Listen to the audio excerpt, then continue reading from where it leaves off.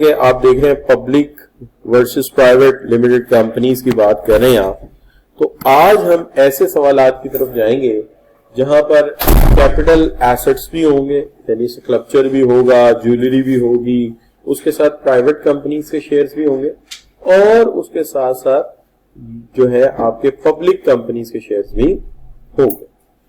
तो ये आज का हमारा एजेंडा है। सबसे पहली बात तो ये है कि हमें ये याद होना चाहिए कि नंबर वन चीज जो है वो ये है, which is should be remembered, number one, कि आमतौर पे हमें capital gain of disposal of securities के ऊपर टैक्स देना पड़ता है, लेकिन कुछ खास सिक्योरिटीज हैं जिन पर टैक्स एग्जेम्प्टेड है। तो सवाल यह है कि वो कौन सी ऐसी सिक्योरिटीज हैं, कौन से ऐसे शेयर्स हैं जिनको सेल करके हम पैसा भी अपने पोर्टफोलियो में बढ़ा सकते हैं, यानी पैसा भी कमा सकते हैं और टैक्स भी देने की जरूरत नहीं है ना। इंटरेस्टिंग बात, तो पता तो होना चाहिए ना ऐसे कौन से खूबसूरत किस्म के जो है कैपिटल गेन सिक्योरिटी एसेट्स हैं या ऐसी कौन सिक्योरिटीज है। तो उसके अंदर वो कहता है सबसे पहले अगर तुम बैंकिंग कंपनी के ही शेयर्स बेचोगे और उसमें कुछ कमाओगे तो हम तुमसे टैक्स नहीं। देखिए ये लिखा हुआ capital gain from disposal securities the shall be chargeable to tax as per described it, but this rule is not applicable. ये रूल एप्लीकेबल नहीं होगा किस पे, बाकी सब पे टैक्स लेंगे एग्जेम्प्टेड के अलावा, वो जो एक्सपोर्ट प्रमोशन वाली है इन पे नहीं लगेगा। मिसाल के तौर पे बैंकिंग है, नॉन बैंकिंग कंपनीज ये होती है जो इंडस्ट्रियल बैंक या कोई इन्वेस्टमेंट के इदारे हैं, तो ये नॉन बैंकिंग का वर्ड आते ही जेल में आ जाता है फाइनेंस कंपनी, बैंकिंग नहीं है। और उसके बाद कौन सी है, इंश्योरेंस कंपनी। पाकिस्तान में इंश्योरेंस कंपनी तो ना होने के बराबर है।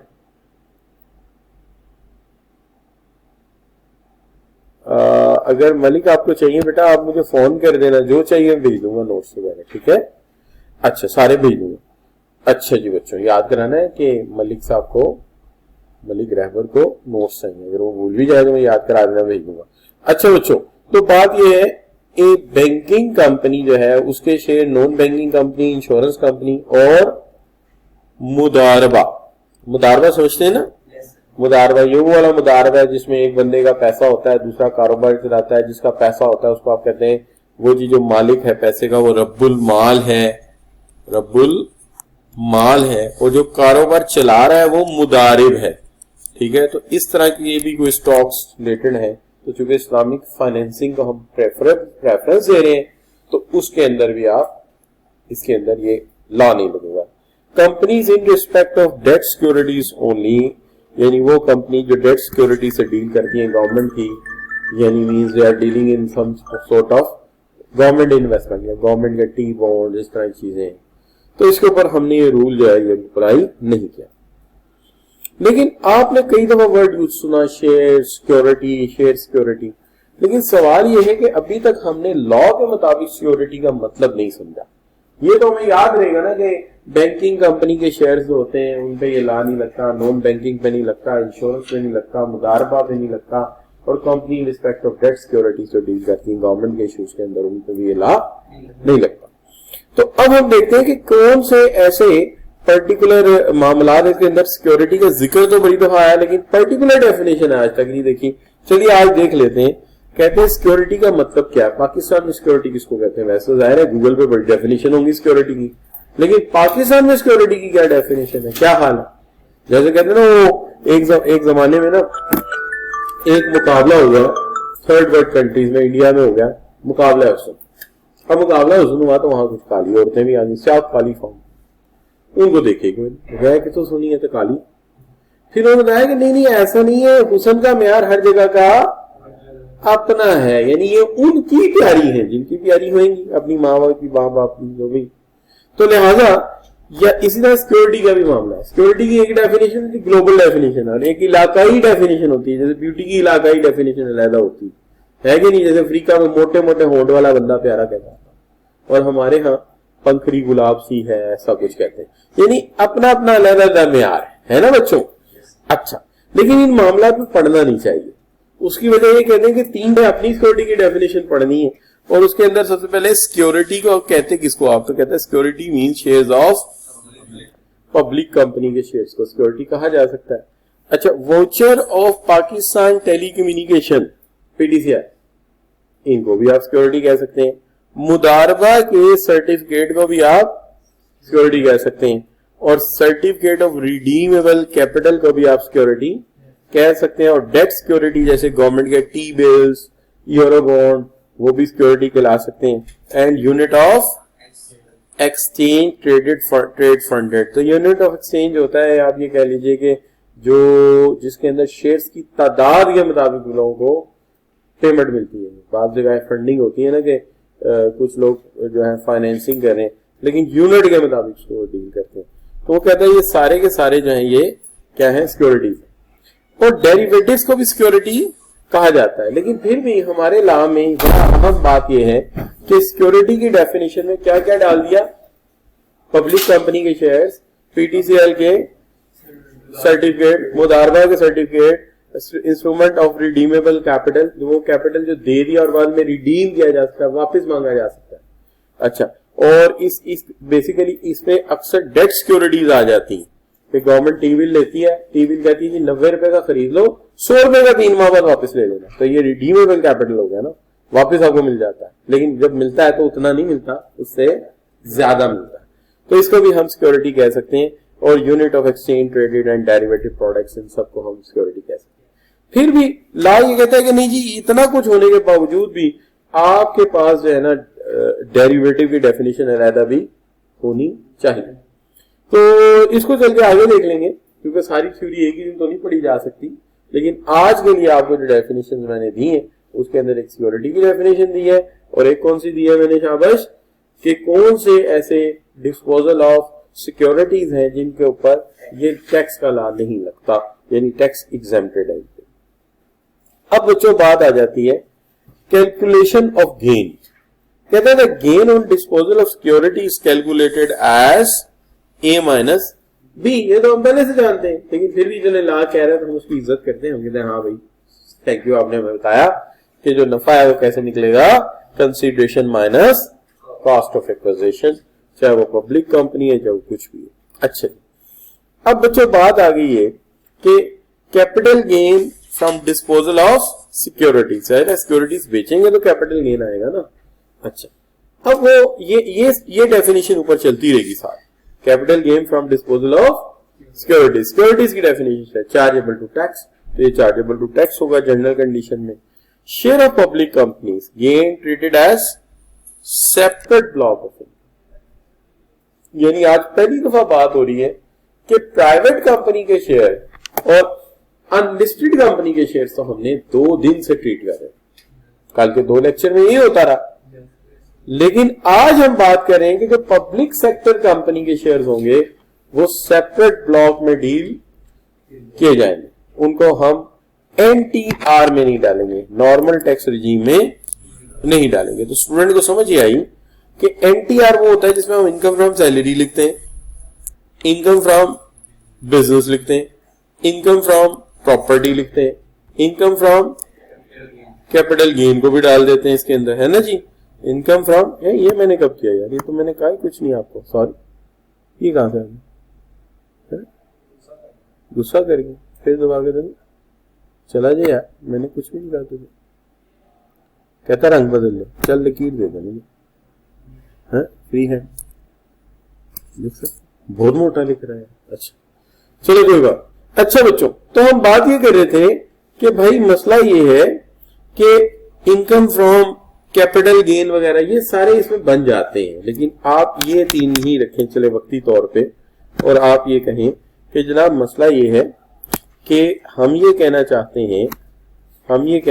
हैं कि ये सब ट्रीट होते हैं एनटीआर, नॉर्मल टैक्स रिजीम में। आप वो टोटल करके फिर इसका 75% निकाल के देखते हैं कि इसकी टैक्सेबल इनकम का 75% सैलरी से ज्यादा है या सैलरी से कम है, तो फिर आप क्या करते हैं, शाबाश, फिर आप टेबल में जाते हैं, उसको टेबल चूज करते हैं।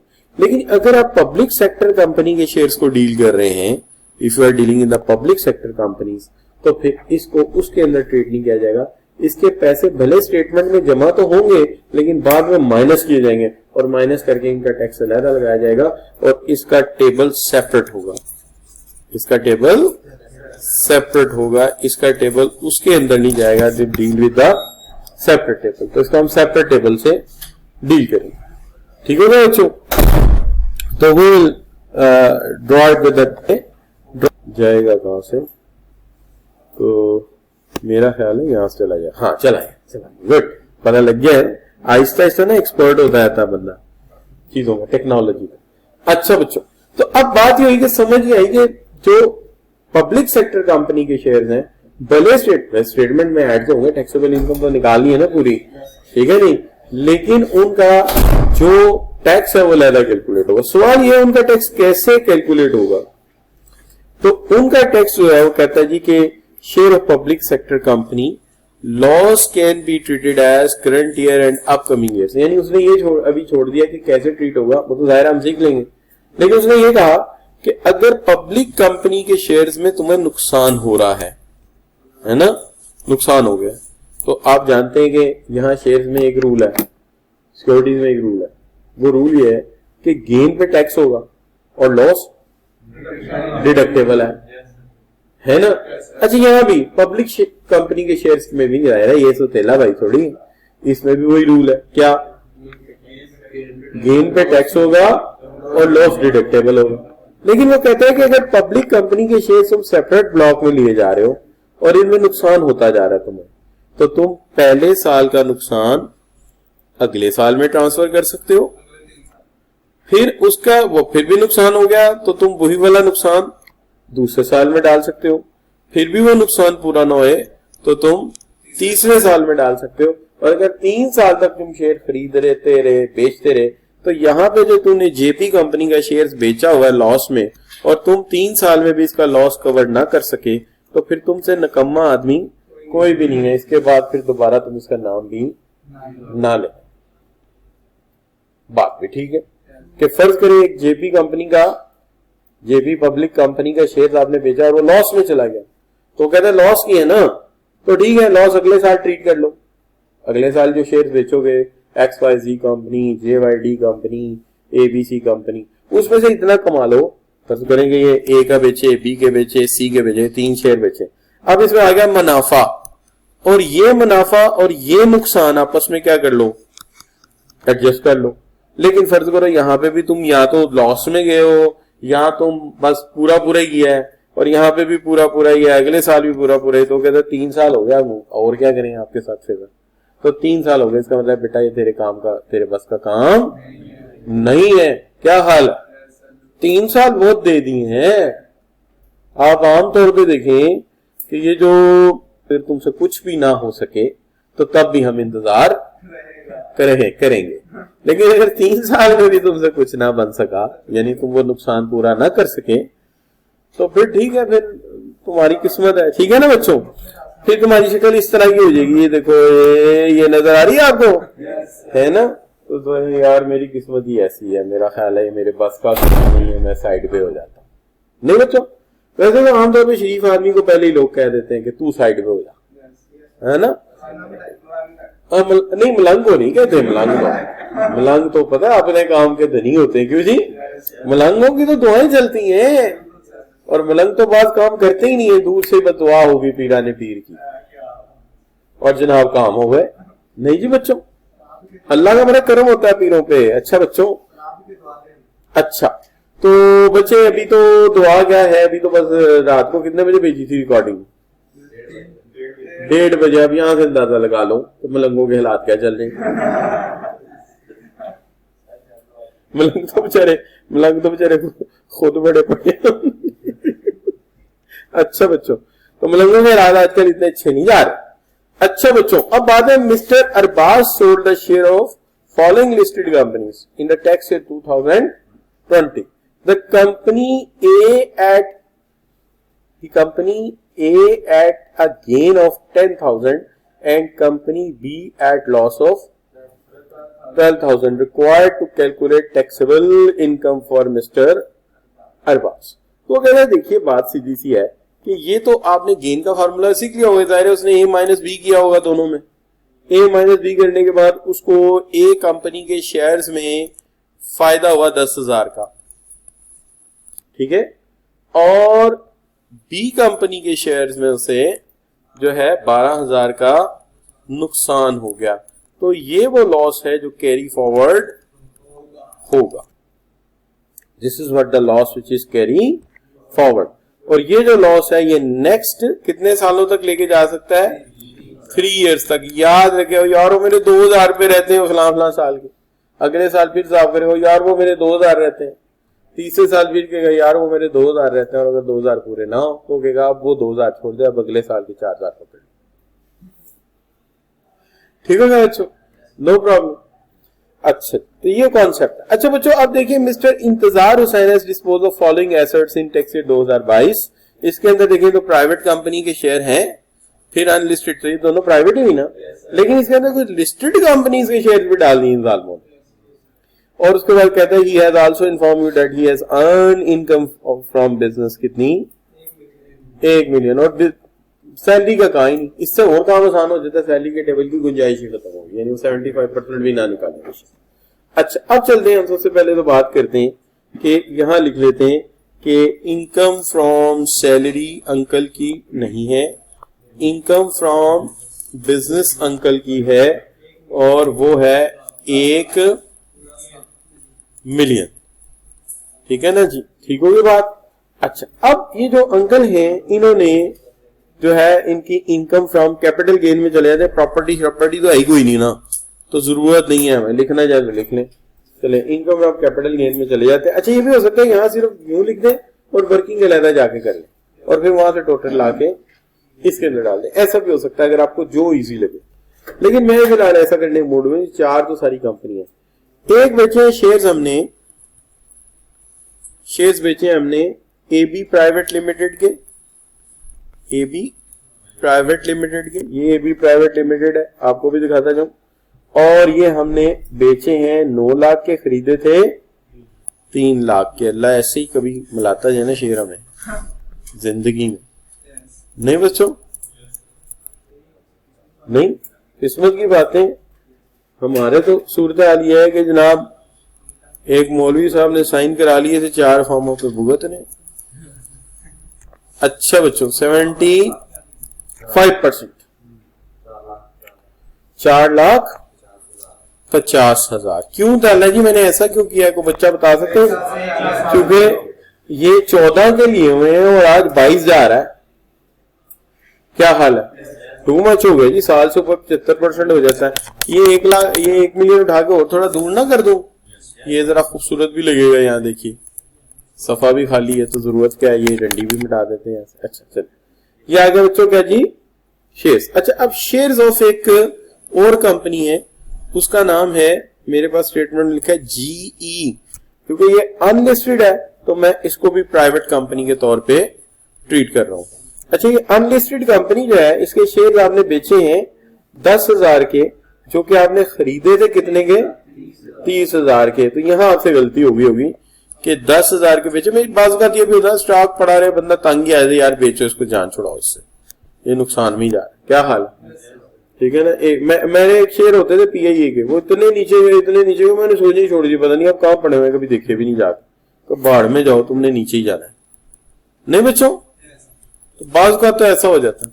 एक शेयर है अपने कैप्को के, ओए होए होए, वो जनाब जो उन्होंने शूटर मारा हुआ है वो कभी नीचे आए ही नहीं है। मेरा ख्याल है मार्केट को 20-25 हजार की या 30 हजार की थी अप्लाई, मैंने भी किया था। वो रेंडमाइजेशन पे मिले थे बैंक के थ्रू, तो बेगम के भी अप्लाई किया, अपने तो भी निकलते ही नहीं, बेगम के निकले। तो जनाब जो है वो अभी भी साल के 2 या 3 सूट बन जाते हैं घर बैठे।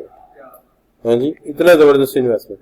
अच्छा बच्चों अब आगे क्या आ गया? Share of R listed company. अब ये आगे लिस्टेड कंपनी डाल देते हैं यहाँ पे, लेकिन इनको ट्रीट यहाँ नहीं करूंगा मैं। तो यह है आर लिस्टेड, और ये साल के आखिर तक लिस्टेड रही होगी, इसलिए लिस्टेड लिखा है, वरना अनलिस्टेड होती। तो ये पब्लिक कंपनी बन गई। इसके अंदर जो सूरत हाल है वो ये है कि भाईजान ने 75,000 के शेयर बेचे हैं, जो खरीदे थे 60,000 के। तो इसमें सीधा सीधा भाई को जो है वो मुनाफा हुआ है। ठीक है, अच्छा एक काम कर लेते हैं, इन दो को ना अलहदा कर देते हैं, क्योंकि हमारी नीयत पहले ही थोड़ी सी इस तरह की है कि इसको अलहदा रखना है और उसको अलहदा रखना है। तो हमेशा ऐसा करना चाहिए, जिन चीजों को अलहदा रखना हो ना उनका टोटल भी सब टोटल कर देनी चाहिए अलहदा अलहदा। अच्छा, अब चूंकि ये लिस्टेड है और इसी तरह पी भी एक लिस्टेड कंपनी है और इसके शेयर्स की सूरत हाल ये है कि इसमें आपने खसारा कर दिया, आपने 25 के बेचे जो खरीदे थे कितने के, 35 के। इस सेंस में अगर आप देखें ना तो आपको एक में नफा दूसरे में नुकसान हो गया है। तो ये यहां पे नफा कितना हुआ 15,000 का और यहां पे नफा कितना हुआ, लॉस कितना हुआ 10,000 का। तो ये 5,000 रुपया इसका साथ ही ले चलते हैं। ठीक है, और इन दोनों को ऐड करके यहां पे लिख देते हैं कि 4,35,000 रुपया हमें इनकम फ्रॉम कैपिटल गेन आ गया। ठीक है जी। अच्छा, अब बच्चों नहीं, पब्लिक कंपनी का रूल अभी आपको बताया जिसके अंदर इसकी जरूरत नहीं होती, लेकिन प्राइवेट में भी होती है। और securities from home, jewellery, stock जो भी आप लेके आएंगे, ज्वेलरी या आप स्कल्पचर या इंटीक्स लेके आएंगे, उस पर 75% का रूल लगेगा। अच्छा बच्चों, अब देखा जाए तो ये बनता है 14,35,000 रुपए। 14,35,000 रुपए ये इसकी ना टोटल इनकम बन रही है, टोटल इनकम बन रही है। अगर ज़कात होती तो मैं इसमें से माइनस कर सकता था, लेकिन यहां पे ऐसा कोई चीज नहीं है।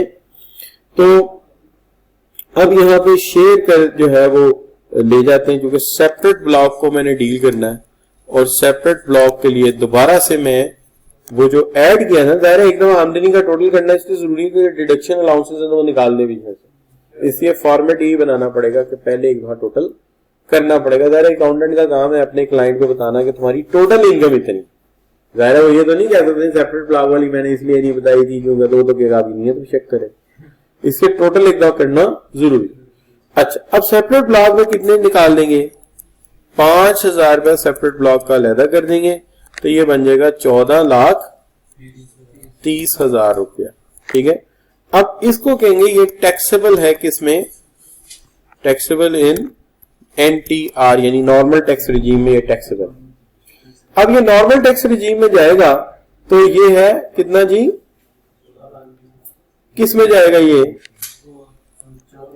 4th स्लैब में जाएगा। चौथी स्लैब में जाता है तो मिनिमम 70,000 तो सीधा सीधा उठा लेते हैं यहां से, और जो अजाफी है उसको कितने परसेंट से मल्टीप्लाई कर देते हैं, 15% से मल्टीप्लाई कर देते हैं। तो कर देते हैं, ये काम कौन सा मुश्किल है कि लीजिए जनाब 70,000 आ गया मिनिमम 12 लाख का।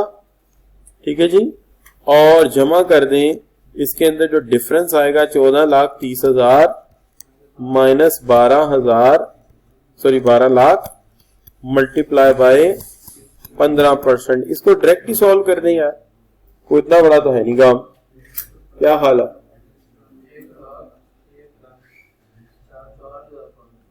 1,04,000, अच्छा 104, 1,04,000। अच्छा ठीक है, 1,04,500 या ठीक होगी जी बात। अच्छा, अब जो सेपरेट ब्लॉक का है आपका मामला, उसको भी डील कर लें।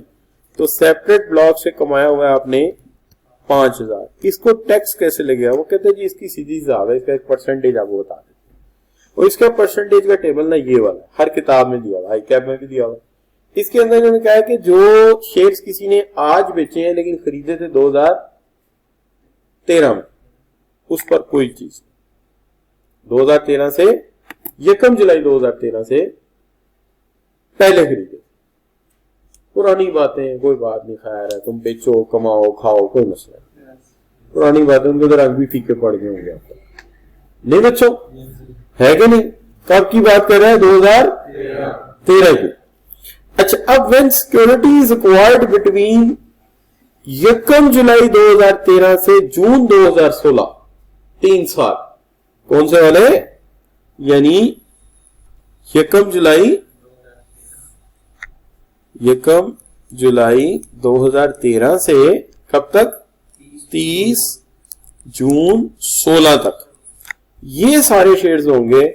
इनमें अगर तुम इसको आज रिपोर्ट करते हो, यानी बेच दिए होंगे तुमने, लेकिन रिपोर्ट करते हो कि तुमने 1 साल से कम रखा, तो 15%, 2 साल से, 1 साल से 2 साल और 3 साल से ज्यादा, तो अब ज्यादातर केस ही आएगा। चूंकि ये टेबल पुराना है तो जाहिर बात है इस टेबल के मुताबिक ये उस वक्त बना होगा जब 2013-14 चल रहा होगा, तो 13-14 में जाहिर है ऊपर वाले केस भी आते होंगे, अभी साल नहीं हुआ, अभी 2 साल नहीं हुआ।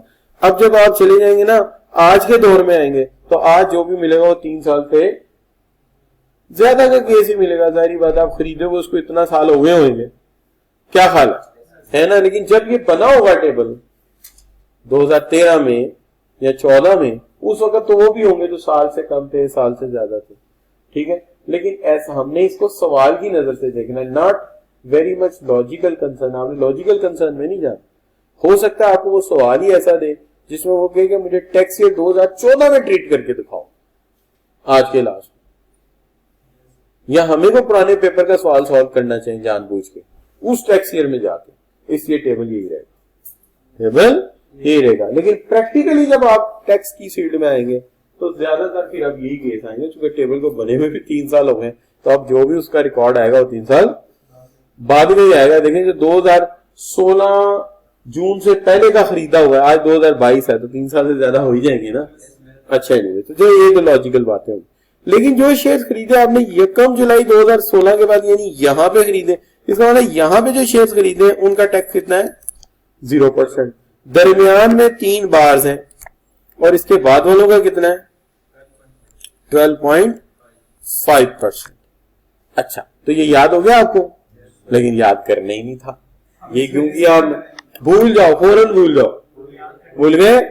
ये टेबल गिवन होगा पेपर में, जैसे वो 2 टेबल गिवन होंगे, 3 पेज का पेपर होगा, 4था पेज टोटल टेबलों का बना होगा, और टेबलों में रेफरेंस भी दिए हो सकते हैं। रेफरेंस का मतलब ये है कि वो इतना ही छाप दे। अगर उसने सिक्योरिटी दी है तो वो बस इतना छाप दिया, अगर उसने वो सिक्योरिटी दी है 2016 के बाद, ये पूरा जो छाप दे इतना ही छाप दे।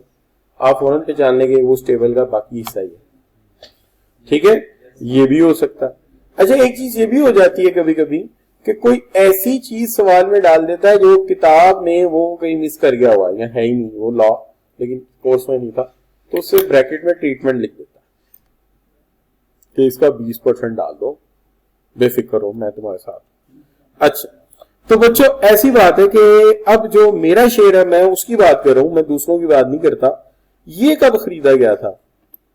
ले, सारी रात रोते रहे और पता लगा एंड पे आगे की कहानी कुछ भी नहीं। वो तो खरीदा है हमने, यानी 1 जुलाई 2016 के बाद खरीदा हमने। तो फिर रफड़ किस बात का? हमने सीधा सीधा इसको 12.5% से ज़रब देके अपनी जान छुड़ा लेते हैं। क्या हाल है? क्यों बच्चों, है कि नहीं? तो 12 कितने परसेंट? 12.5%। ठीक हो गया ना बच्चों? तो ये हो जाएगा आपका कितना जी? 625। और 625 को टोटल मार दें आप, तो ये टोटल टैक्स लायबिलिटी बन गई। क्या हाल है ना बच्चों? तो ये बन गई कितनी? 1,05,125। ये टैक्स चला जाएगा। ठीक हो गई बात बच्चों? अब इसके अंदर मुझे नहीं लगता कि आपके लिए कोई मुश्किल बात है। अब आप इसको टैकल कर लें। बेटा जब उसने खरीदी है तो देखनी है कि उसने खरीदी कब है।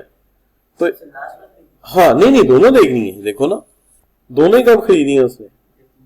1 जुलाई 2016। तो फिर दोनों को वहीं पे स्प्लिट कर लेना, दोनों को वहीं पे स्प्लिट कर लेना, फिर उसके सब टोटल बढ़ा लेना, और ऐसी सूरत में हमेशा उसको वर्किंग में ले जाके अलहदा करना। फिर आप मेन स्टेटमेंट में ना लाना, फिर वर्किंग में अलहदा ले जाना, क्योंकि फिर उसके अंदर शरारतें सारी टैकल करनी पड़ेगी।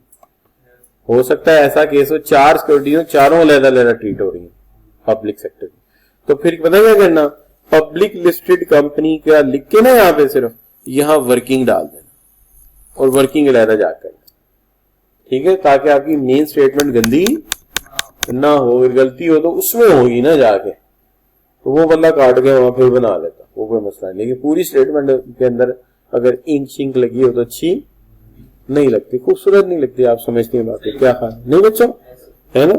अच्छा क्लियर होगी बात। अच्छा यहाँ क्यों लकी नहीं, हम क्यों लकी क्यों रहे, दोनों ही लादा थी। और वो सवाल बनाते वक्त एग्जामिनर ने ख्याल भी रखा है कि यार इतनी सारी चीजें मैं पूछ रहा हूँ तो जरा थोड़ी सी हाथ खोला, समझ गए ना बात, तो ये समझ गए होंगे आप।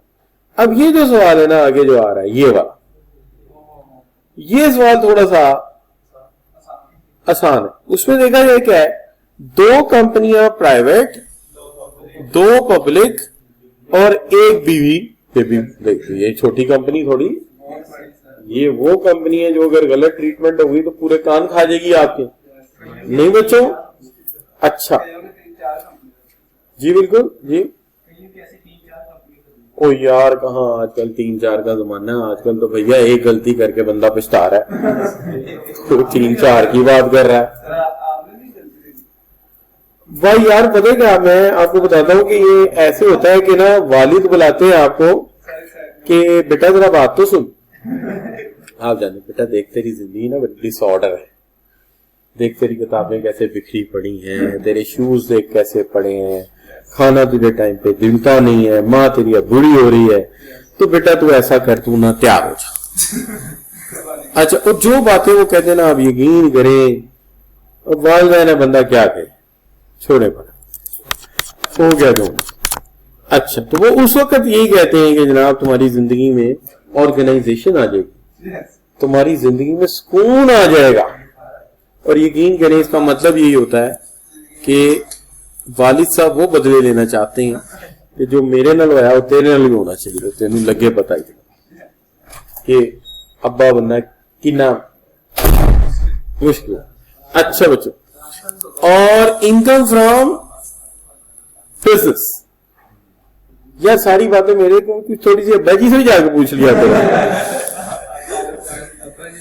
ये देख लिया करो, ये रिकॉर्डिंग कल को लोगों ने सुननी है, हो गए यार अजीब टीचर है, बच्चों को पढ़ाता कम है, कहानियां ज्यादा सुनाता है। अच्छा बच्चों, सो इनकम फ्रॉम सैलरी क्या हो गई, ठीक है, जो भी है। इनकम फ्रॉम बिजनेस मैंने कहां से लिए, इसने ये लिखा हुआ 9 लाख, ठीक है। अच्छा अब इसने 9 लाख लिख दिया, और कोई चीज मुझे इसके अंदर खातिर हुआ नजर नहीं आ रही, मुझे तो एक ही चीज नजर आ रही है, वो है income from capital gain, income from capital gain. अच्छा पेन जरा पतला मैंने किया है, ठीक है, चूंकि वो डिटेल ज्यादा आ रही थी मेरी नजदीक। तो अब उसके अंदर ना एक ए बी प्राइवेट कंपनी है, अगर आप देखें ए बी प्राइवेट कंपनी, तो ए बी प्राइवेट कंपनी जो है इसके जब आप शेयर्स बेचेंगे तो ये शेयर्स बेच रहा है, वो खरीद कितने के रहा है, बेच कितने के रहा है, 70,000 के बेच रहा है, और 40 के उसने ये खरीदे थे। क्या ख्याल है बच्चों, 30,000 कमा लिया उसने, लेकिन कमाए हुए उसे बड़ा अरसा नहीं हो गया लिए हुए, बड़ी पुरानी बातें है ना, उस वक्त तो आपकी मूछें भी नहीं आई होनी। अच्छा जी 75% पे से रिड्यूस कर देते हैं, तो ये बन जाएगा आपका कितना जी, 22,500, ठीक हो गया जी, ए बी प्राइवेट कंपनी। अच्छा अब उसके बाद डीई प्राइवेट कंपनी भी है, एक डीई प्राइवेट कंपनी। अब इसके जब शेयर खरीदे ना इसने, बेचे ना इसने, तो ये बेचे 5,000 के, खरीदे थे 20,000 के, तो यहां पे कर गया नुकसान कर गया अपना। और आप सब बच्चे जानते हैं कि नुकसान के केस में हम 75% के इशू होता ही नहीं है, वो सीधा सीधा 15,000 रुपया यहां पे लॉस में डाल देते, ठीक है। अब बच्चों जरा शेयर्स देख लेते हैं जो पब्लिक कंपनीज हैं कि इन्होंने कब कब खरीदे, तो ये दोनों ही वो खरीदे हुए जो इन्होंने कब के खरीदे हुए, शाबाश, हाँ ये देखिए नहीं खरीदे कब के हुए, पुरानी रिपोर्टें, ठीक है। और ये है भी साल 2012, ठीक है ना। तो पर हमें जो टेबल मिला हमने लॉजिकली नहीं सोचना, हमें तो जो मिला हमने तो वो ट्रीट कर देना, क्योंकि सवाल हमारे पास कुछ नए हैं कुछ पुराने हैं। तो लिहाजा हम ये कर देंगे कि ये जनाब आपकी पब्लिक लिमिटेड कंपनीज जो हैं वो कौन कौन सी हैं शाबाश, एक है डी पब्लिक और एक है एन पब्लिक। अब जो डी पब्लिक है वहां से आपने लिए हैं 20,000 और बेचे हैं कितने के, 30,000 के खरीदे, 30,000 के आपने खरीदे और 20 के आपने बेचे, यानी आपने 10,000 का लॉस किया हुआ है। तो यहां हम 10,000 का लॉस डाल देते है ना जी। अच्छा एक काम कर दें, ये टोटल अलहदा ना कर लें, 7,500 अलहदा कर देते हैं और पब्लिक कंपनी की डील जरा अलहदा कर लेते हैं। इखलाक अच्छा होता है इंसान को अगर हो उसके पास, आजकल तो ये चीज लोगों के पास है ही कोई नहीं, तो इतनी गंदी गंदी स्टेटमेंट बनाते हैं। 1,40,000, 10,000 निकल गया, कितना रह गया बच्चों, 1,30,000। ये आ गया बच्चों, ये आ गया आपका क्या जी, ठीक है जी। ये पब्लिक कंपनी, देखो और कोई पब्लिक कंपनी थी नहीं ना। अब उसके बाद एक कंपनी आ गई जिसको क्या कहते हैं, वाइफ, और वाइफ की ज्वेलरी बेचती है। अब यहां तो फिर ये है कि ये चलो वो उसका जाती मसला जो भी मामला आता है। तो 80,000 रुपए की इसने उसकी ज्वेलरी बेची है जालिम ने, 10,000 की सारी थी, नहीं बेचनी चाहिए थी, बीवी की ज्वेलरी बेचना नहीं चाहिए। अच्छा बच्चों, लेकिन हो सकता है चेंज करके नई बीवी के लिए बोलो, अच्छा हमें अच्छा बच्चों, अब उसने खरीदी कब थी, 7 साल से ऊपर हो ही चुका है। अगर हम 12 के हिसाब से देखें तो साल से ऊपर हो ही चुका है। तो इसको भी हम 75% पे रिड्यूस कर लेते हैं, तो कितना बन जाएगा बच्चों, 52,500। ठीक है जी, 52,500। चलिए ठीक हो गई जी बात। अच्छा अब बच्चों अगर आप देखें कि जी पेंटिंग तो वैसे लॉस से बेची है, तो जब पेंटिंग बेच रहा था तो मेरा हाल जान ही छुड़ाई है, इसको बेचनी भी नहीं आती थी, तो ये लॉस में गई है। तो जब लॉस में गई है तो ये काउंट ही नहीं होगी, ठीक है। अच्छा बच्चों अब चलिए एग्जेम्प्टेड, तो एग्जेम्प्टेड डाल देते हैं, एग्जेम्प्टेड 1 और 2। तो जब ये एग्जेम्प्टेड है तो हमने इखलाकन लिख तो दिया यहाँ पे, लेकिन जरूरत नहीं है इसको डील करने की। ये कोई एक्सपोर्ट प्रमोशन कंपनी के शेयर्स हैं, एग्रीकल्चर कंपनी के शेयर्स हैं।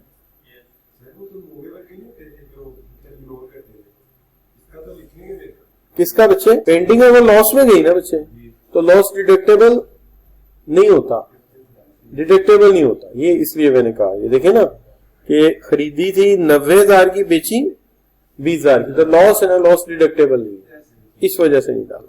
ये दोनों भी हो गए। अब कॉइन्स है, कॉइन्स में आपने बड़ा कमाया यार। कॉइन्स यानी आपने तो कहने लूट पा दी है कि मतलब सिर्फ बच्चों के गले तोड़ तोड़ के आपने जो है वो यानी कि पुराने कॉइन इकट्ठे किए, वो कॉस्ट भी आपने 2 लाख हमें काउंट करा दी। मुझे नहीं लग रहा, मुझे तो लग रहा है आपकी बिलालगंज गए और वहां से आपको ये कॉइन्स मिल गए, और वो कॉइन्स हैं आपने क्या करने हैं, कब खरीदे कब बेचे, तो इकट्ठे करने में बड़ा टाइम लग जाता। तो इसको आपने डेट ऑफ सेल क्या है, साल से ऊपर हो नहीं गया, तो इसको भी 75% पे रिड्यूस कर देते हैं, तो ये सीधा सीधा 3 लाख रुपए आ गया आप। ठीक है। अच्छा चलिए और क्या है जी, कार ऑफ सन है, तो कार जो बच्चे की कार है, धागा डाल के बेचारा खींच रहा है, तो ना करो यार, पहले ही ये क्या है शाबाश, मूवेबल कंज्यूमर आर्टिकल है, इसको ना छेड़ो। और एक और भी ऐसा है, वो है फर्नीचर, फर्नीचर को भी आप ऐसे ही डाल दें। और यार ये लकीर तुम क्यों मारते हो यार, जब मैंने लाइन खुद नहीं मारी है तो अब तू क्यों मार रहा, जो चीज हमारी किस्मत नहीं वो मार रहा है। अच्छा बच्चों अब बात क्या है, 3,52,000। अब बच्चों क्या किया जाए, 500 भी है, चलो क्या याद करोगे, 500 का भी हिसाब रख लिया। अच्छा बच्चों, अब ये हो गए सारे के सारे टोटल आपके। अब ये 9 लाख है ना, इसको यहां डाल देते हैं ना, यहाँ पे इतनी दूर क्यों रखा है, कुछ तेला भैया आपका। ये अब टोटल करें 13,90,000 रुपया। ये बच्चों आ गई आपकी टैक्सेबल इनकम आ गई, ठीक है जी। अच्छा, ये जो टैक्सेबल इनकम आ गई है आपकी 13 लाख कितनी, 90,000। अच्छा, तो 13,90,000 आपने टैक्सेबल इनकम निकाल ली। अब आप इसको टैक्स लगाएंगे, लेकिन टैक्स लगाने से पहले आप माइनस कर देंगे इसमें से कितना, सेपरेट ब्लॉक माइनस कर देंगे, वो है 1,30,000। ये आप माइनस कर देंगे। यार कैसे लिख रहे हो तुम, 1,30,000, इसको हम सेपरेट कर देते हैं, ये रह गया 12,60,000। अब 12,60,000 को आप टैक्स लगा देंगे, लगा देंगे ना, लगा देंगे यार। तो टैक्स लगाएंगे पहले एनटीआर में, ठीक है, और सारी डिक्लेयर कर देंगे, और 1,30,000 है ना, उस पर 0% से मल्टीप्लाई कर दो 1,30,000 को, तो इस 0 ऐड कर दो, यहां पे जो टैक्स आएगा वो ऐड करके टोटल टैक्स आएगा। 0 से क्यों मल्टीप्लाई किया, 2013 से पहले का आता ही 0% था। क्लियर बच्चों, ये देखिए ना, ये टेबल में दिया भी हुआ, ये देखिए, इस 0 से जरा देखें, वो टैक्स ही 0 हो जाएगा। जरूरत दे नहीं है कि 0% से मैं टैक्स दे रहा हूं, मुझे पता है कि 0, और फिर आपने जो अपने टैक्स को मैनेज कर ले, ठीक हो गया बच्चों। तो ये हो गया आपका क्या जी, आज का लेक्चर। 13,90,000 लगा हुआ है, तो की बात है, तो फिर किसमें फर्क आएगा, 13 लाख टैक्स लगा दिया हुआ। नहीं यार, कैसे हो सकता है,